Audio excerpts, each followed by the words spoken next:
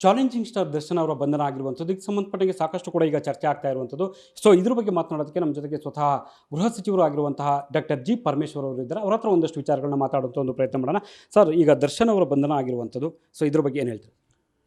ಇಲ್ಲ, ಬೆಂಗಳೂರಿನಲ್ಲಿ ನಿನ್ನೆ ಒಂದು ಕೊಲೆ ಆಗಿದೆ. ಆ ಕೊಲೆಯಲ್ಲಿ 4-5 ಜನರನ್ನು ಪೊಲೀಸ್ನವರು ಅರೆಸ್ಟ್ ಮಾಡಿದ್ದಾರೆ. ಅದರಲ್ಲಿ ದರ್ಶನ್ ಅವರು ನಮ್ಮ ಚಲನಚಿತ್ರ ನಟರು, ಅವರ ಹೆಸರು, ಅವರ ಶ್ರೀಮತಿಯವರ ಹೆಸರು ಬಂದಿದೆ ಅಂತೇಳಿ ಅವರು ದರ್ಶನ್ ಅವರನ್ನು ಅರೆಸ್ಟ್ ಮಾಡಿದ್ದಾರೆ. ಅವರ ಶ್ರೀಮತಿಯವ್ರನ್ನ ಕೂಡ ಅರೆಸ್ಟ್ ಮಾಡಿದ್ದಾರೆ. ಯಾವ ಮಟ್ಟಕ್ಕೆ ಅವರ ಇನ್ವಾಲ್ವ್ಮೆಂಟ್ ಇದೆ ಅಥವಾ ಇಲ್ಲ, ಮರ್ಡರ್ ಆಗಿರೋದು ಯಾವ ಕಾರಣಕ್ಕೆ ಮತ್ತು ಹೇಗೆ ಇದೆಲ್ಲ ಆಗಿದೆ ಅನ್ನೋದನ್ನು ತನಿಖೆ ಮಾಡಿದ ಮೇಲೆ ಗೊತ್ತಾಗುತ್ತೆ. ತನಿಖೆಗೆ ಮುಂಚೆ ನಾವು ಏನನ್ನು ಹೇಳೋಕ್ಕಾಗೋದಿಲ್ಲ. ಅವರು ಪೊಲೀಸ್ನವರಿಗೆ ನಿರ್ದಿಷ್ಟವಾದ ಮಾಹಿತಿ ಇರಬೇಕು. ಇಲ್ಲದೇ ಇದ್ದರೆ ಯಾರನ್ನು ಕೂಡ ಹೋಗಿ ಸುಮ್ಮನೆ ಅರೆಸ್ಟ್ ಮಾಡೋಕ್ಕದು ಅಂಥ ಪಾಪ್ಯುಲರ್ ಆ್ಯಕ್ಟರನ್ನು ಅರೆಸ್ಟ್ ಮಾಡಬೇಕು ಅಂತ ಹೇಳಿದರೆ ನಿರ್ದಿಷ್ಟವಾದಂಥ ಮಾಹಿತಿಗಳು ಅವರಿಗೆ ಇರಬೇಕು. ಆ ಕಾರಣಕ್ಕಾಗಿ ಅವರು ಮಾಡಿರ್ತಾರೆ. ಅದು ಇನ್ವೆಸ್ಟಿಗೇಷನ್ ಆದಮೇಲೆ ಇನ್ನೂ ಕೂಡ ಗೊತ್ತಾಗುತ್ತೆ. ಅಲ್ಲಿಯವರೆಗೂ ನಾವು ಯಾವುದನ್ನು ಕೂಡ ಏನು ಹೇಳಕ್ಕೆ ಬರೋದಿಲ್ಲ. ಸರ್, ಇದು ಪ್ರಾಥಮಿಕ ಹಂತದ ತನಿಖೆಯ ಭಾಗವಾಗಿ ಅವ್ರನ್ನ ವಿಚಾರಣೆ ಕರೆದಿರುವಂಥದ್ದು ಅಥವಾ ಬಲವಾದ ಸಾಕ್ಷಿಗಳು ಇರುವಂಥ ಹಿನ್ನೆಲೆಯಲ್ಲಿ ಅವ್ರನ್ನ ಬಂಧಿಸಿರುವಂಥದ್ದು? ಗೊತ್ತಿಲ್ಲ ನನಗೆ, ಯಾಕೆಂದರೆ ಅದು ಅವೆಲ್ಲ ಅವರೇ ಅದನ್ನೆಲ್ಲ ಮಾಡ್ಕೊಳ್ತಾರೆ. ಸ್ವಾಭಾವಿಕವಾಗಿ ಅವ್ರ ಇನ್ವಾಲ್ವ್ಮೆಂಟ್ ಇದೆ ಅಂತ ಎಲ್ಲೋ ಮೇಲ್ನೋಟಕ್ಕೆ ಅವರಿಗೆ ಗೊತ್ತಿರ್ಬೋದು, ಅದಕ್ಕೆ ಮಾಹಿತಿನೂ ಇರ್ಬೋದು. ಆ ಕಾರಣಕ್ಕೆ ಅವ್ರನ್ನ ಅರೆಸ್ಟ್ ಕರ್ಕೊಂಬಂದಿರ್ತಾರೆ. ಮುಂದಿನದು ಕಾನೂನು ಪ್ರಕಾರ ಏನು ಮಾಡಬೇಕು ಅದನ್ನು ಇಲಾಖೆಯವರು ಮಾಡ್ತಾರೆ. ಸರ್, ಈಗ ವಿಚಾರಣೆ ಯಾವ ಹಂತದಲ್ಲಿದೆ, ಏನು ಪ್ರೋಸೆಸ್ ಆಗ್ತಿದೆ? ಅಲ್ಲ, ಈಗ ಅವ್ರು ಕರ್ಕೊಂಡು ಬಂದಿದ್ದಾರೆ, ಅಷ್ಟು ಗೊತ್ತು ನನಗೆ. ತನಿಖೆ ಮಾಡ್ತಾರೆ, ತನಿಖೆ ಮಾಡಿ ಅವರಿಂದ ಮಾಹಿತಿಗಳನ್ನ ತಗೊಳ್ತಾರೆ. ಅವರದ್ದು ಇನ್ವಾಲ್ವ್ಮೆಂಟ್ ಇದ್ದರೆ ಅದು ಎಷ್ಟು ಮಟ್ಟಿಗೆ ಇನ್ವಾಲ್ವ್ಮೆಂಟ್ ಇದೆ ಹಾಗೆ ಅಂತೇಳಿ ಅವ್ರನ್ನ ಕಾನೂನು ಪ್ರಕಾರ ಏನು ಮಾಡಬೇಕು ಅದನ್ನು ಆ ಪ್ರೊಸೀಜರ್ ಮಾಡ್ತಾರೆ. ಸರ್, ಈಗ ದರ್ಶನ್ ಅವರು ಸಾಕಷ್ಟು ಜನಪ್ರಿಯ ನಾಯಕರಾಗಿರುವಂಥದ್ದು. ಈ ಒಂದು ಸಂದರ್ಭದಲ್ಲಿ ಅವ್ರನ್ನ ಬಂಧನ ಆಗಿರುವಂಥದ್ದು ಸಂದರ್ಭದಲ್ಲಿ ಅಭಿಮಾನಿಗಳು ಕೂಡ ಸಾಕಷ್ಟು ಸಂಖ್ಯೆಯಲ್ಲಿ ಅವ್ರನ್ನ ಇದಾಗ್ತಿದೆ. ಈ ಹಿನ್ನೆಲೆಯಲ್ಲಿ ನೋಡಿ, ಅವರು ಕಾನೂನು ದೇಶದಲ್ಲಿ ಎಲ್ಲರಿಗೂ ಒಂದೇ. ಅವರು ದೊಡ್ಡ ವ್ಯಕ್ತಿಗಳಾಗಿರಲಿ ಅಥವಾ ಸಾಮಾನ್ಯ ಜನ ಆಗಿರಲಿ, ಕಾನೂನು ಒಂದೇ ಇರುತ್ತೆ. ಹಾಗಾಗಿ ಅವರು ದೊಡ್ಡವರು ಅಂಥೇಳಿ ಕಾನೂನು ನೋಡೋದಿಲ್ಲ. ಕಾನೂನು ಅವರು ದೊಡ್ಡವರು ಹಾಗಾಗಿ ಕಾನೂನು ಬಿಟ್ಬಿಡೋದಿಲ್ಲ. ಕಾನೂನು ಎಲ್ಲರಿಗೂ ಒಂದೇ ಇರೋದರಿಂದ ಅದನ್ನು ಅವರು ಈಗ ಪರಿಶೀಲನೆ ಭಾಳ ಎಚ್ಚರಿಕೆಯಿಂದ ಪರಿಶೀಲನೆ ಮಾಡ್ತಾರೆ, ತನಿಖೆ ಮಾಡ್ತಾರೆ. ಅದಾದಮೇಲೆ ಏನೆಲ್ಲ ಅವರಿಗೆ ಮಾಹಿತಿ ಇರುತ್ತೆ ಆ ಆಧಾರದ ಮೇಲೆ ಕ್ರಮ ತಗೊಳ್ತಾರೆ. ಸರ್, ರಾಜಕೀಯವಾಗಿ ಸಹಜವಾಗಿ ಕೂಡ ಎಲ್ಲೊಂದು ಕಡೆ ಪರಮೇಶ್ವರು ಸಾಕಷ್ಟು ಅಗ್ರೆಸಿವ್ ಆಗಿ ಕೆಲಸ ಮಾಡ್ತಿರುವಂಥ ಒಂದು ಸಂದರ್ಭದಲ್ಲಿ ಒಂದಷ್ಟು ರಾಜಕೀಯವಾಗಿ ಏರಿಳಿತ, ಒಂದಷ್ಟು ವಿಚಾರಗಳಿಗೆ ಬೇಸರಗಳು ಇದ್ದಾವೆ ಅನ್ನುವಂಥದ್ದು ರಾಜಕೀಯವಾಗಿ. ಸೊ ಹೀಗೆ ಹೇಗಿದೆ ಸರ್, ಈಗ ಹೈಕಮಾಂಡು ಅಥವಾ CM ಸಿದ್ದರಾಮಯ್ಯ ಅವರಾಗಿರ್ಬೋದು, ಸೊ ಎಲ್ಲ ರೀತಿಯಲ್ಲೂ ಕೂಡ ಇದಾಗ್ತಿದೆಯಾ? ಅಲ್ಲ, ನಮ್ಮಲ್ಲಿ ಏನು ಯಾವುದು ವ್ಯತ್ಯಾಸಗಳಿಲ್ಲ ಅಥವಾ ಯಾವುದೇ ರೀತಿಯ ಬೇಸರಗಳು ಇಲ್ಲ. ಆಡಳಿತ ಮಾಡುವಾಗ ಒಂದಲ್ಲ ಒಂದು ರೀತಿಯಲ್ಲಿ ಬೇರೆ ಬೇರೆ ಅಭಿಪ್ರಾಯಗಳು ಬರ್ಬೋದು. ಆದ್ದರಿಂದ ಅದನ್ನು ಬಿಟ್ಟರೆ ಬೇರೆ ಏನು ನಮ್ಮಲ್ಲೇನಿಲ್ಲ.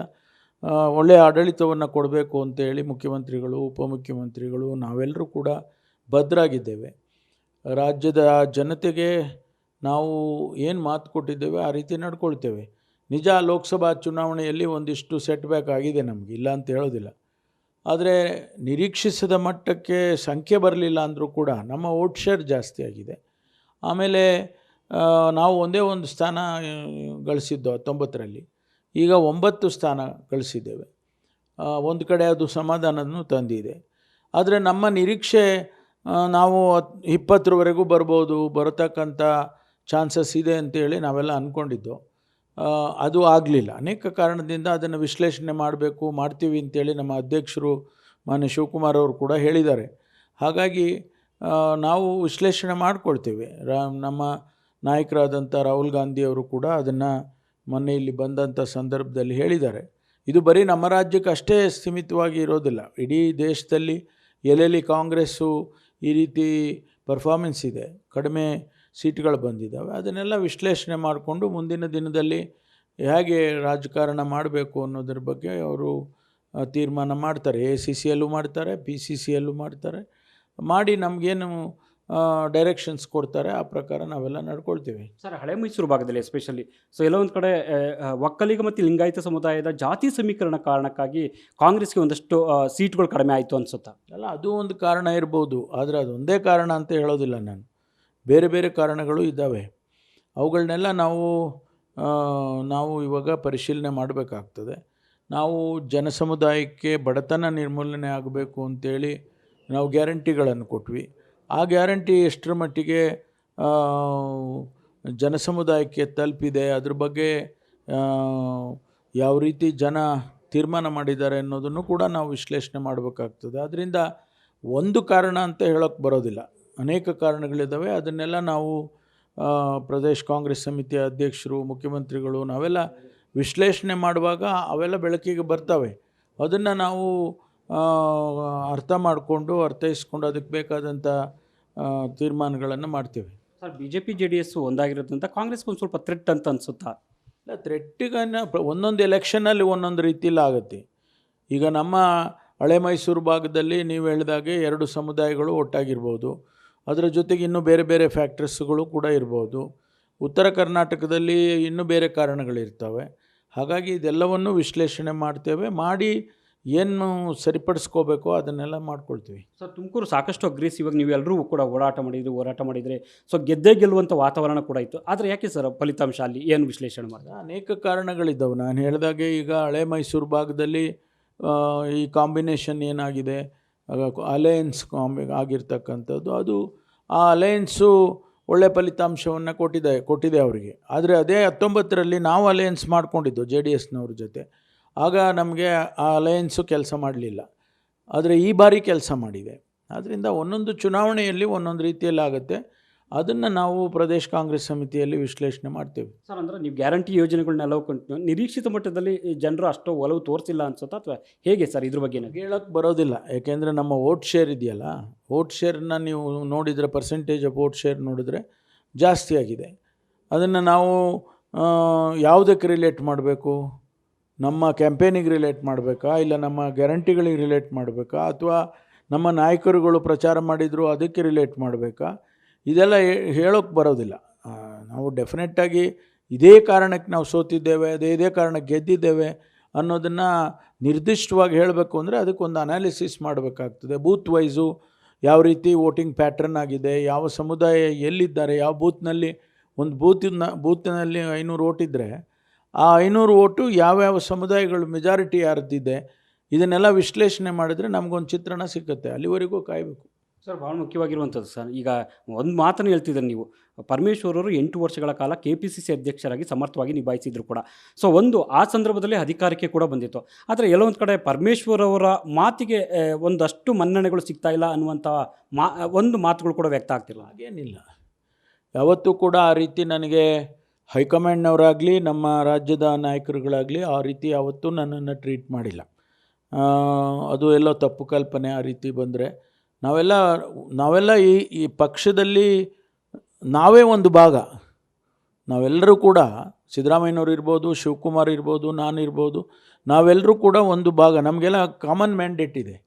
ನಾವೇನು ಬೇರೆ ಬೇರೆ ಮ್ಯಾಂಡೇಟ್ ಇಟ್ಕೊಂಡು ಓಡಾಡ್ತಿಲ್ಲ. ನಮಗೆಲ್ಲ ಕಾಮನ್ ಮ್ಯಾಂಡೇಟ್ ಇದೆ. ಸರ್ಕಾರದಲ್ಲಿ ಒಳ್ಳೆ ಆಡಳಿತ ಕೊಡಬೇಕು ಅಂತಕ್ಕಂಥದ್ದು ನಮಗೆಲ್ಲ ಇರುವಂಥದ್ದು.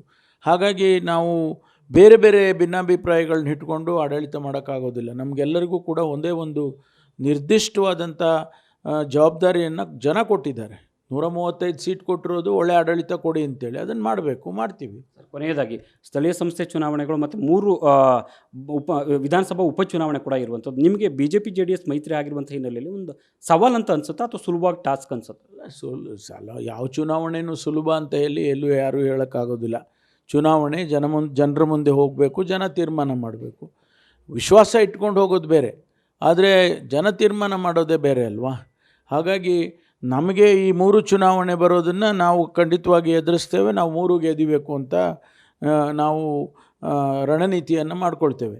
ಅದೇ ಪ್ರಕಾರ ನಮ್ಮ ಜಿಲ್ಲಾ ಪಂಚಾಯಿತಿ, ತಾಲೂಕು ಪಂಚಾಯಿತಿಯಲ್ಲಿ ಕೂಡ ಸ್ಥಳೀಯ ಸಂಸ್ಥೆಗಳು ಏನಿದ್ದಾವೆ ಅಲ್ಲಿ ಕೂಡ ನಾವು ಹೆಚ್ಚಿನ ಜಿಲ್ಲೆಗಳನ್ನು ಜಿಲ್ಲಾ ಪಂಚಾಯಿತಿ ಗೆದಿಬೇಕು, ಹೆಚ್ಚು ತಾಲೂಕು ಪಂಚಾಯಿತಿಗಳನ್ನ ಗೆದಿಬೇಕು. ಅದಕ್ಕೇನು ಬೇಕು ರಣನೀತಿಯನ್ನು ಮಾಡ್ತೇವೆ.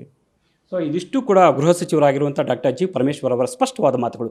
ಕ್ಯಾಮ್ರಾ ಪರ್ಸನ್ ಮಂಜುನಾಥ್ ಜೊತೆ ಹರೀಶ್ ಕಾಕುಳ್, news first Bengaluru. News first ನಿರ್ಭೀತಿಯಿಂದ ನಿಮ್ಮ ಪರವಾಗಿ.